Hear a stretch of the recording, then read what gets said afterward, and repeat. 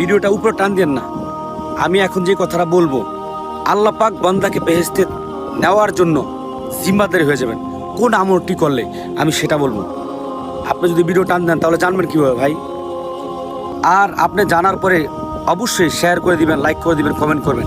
কেননা আপনার শেয়ারের মাধ্যমে লক্ষ লক্ষ মানুষ, লক্ষ লক্ষ আল্লাহর বান্দারা এই আমলটা জানতে পারবে, আল্লাহ কবুল করলে বেহেশতে যেতে পারবে। আমলটা হচ্ছে, যদি আপনারা গুরুত্ব সহকারে, কি বলা হয়েছে হাদিস শরীফে, গুরুত্ব সহকারে 5 ওয়াক্ত নামাজ যদি আদায় করেন, গুরুত্ব দিয়ে নামাজের টাইম টু টাইম গুরুত্ব দিয়ে 5 ওয়াক্ত নামাজ যেই ব্যক্তি আদায় করবে, আল্লাহ তাআলা তাকে বেহেশতে প্রবেশ করানোর জন্য জিম্মাদারি হয়ে যাবেন। সুবহানাল্লাহ।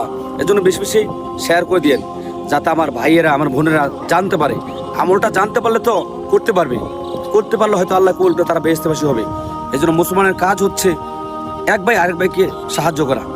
আল্লাহ তাআলা বেশি বেশি লাইক, কমেন্ট, শেয়ার করার তৌফিক দান করুন, বেশি বেশি আমল করার তৌফিক দান করুন। আমিন। ডেকে লও রাসূলুল্লাহ।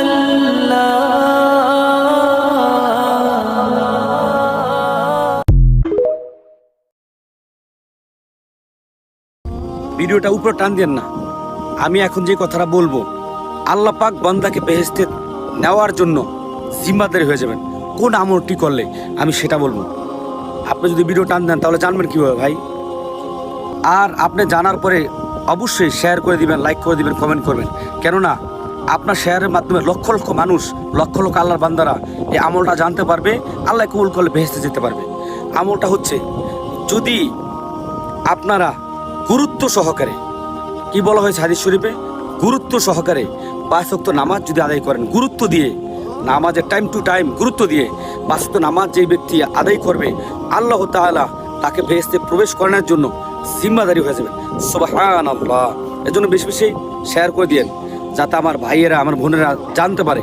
আমলটা জানতে পারলে তো করতে পারবে, করতে পারলে হয়তো আল্লাহ কবুল করে তারা বেহেশতেবাসী হবে। এই জন্য মুসলমানের কাজ হচ্ছে এক ভাই আরেক ভাইকে সাহায্য করা। আল্লাহ তাআলা বেশি বেশি লাইক, কমেন্ট, শেয়ার করার তৌফিক দান করুন, বেশি বেশি আমল করার তৌফিক দান করুন। আমিন। ডেকে লও রাসূল।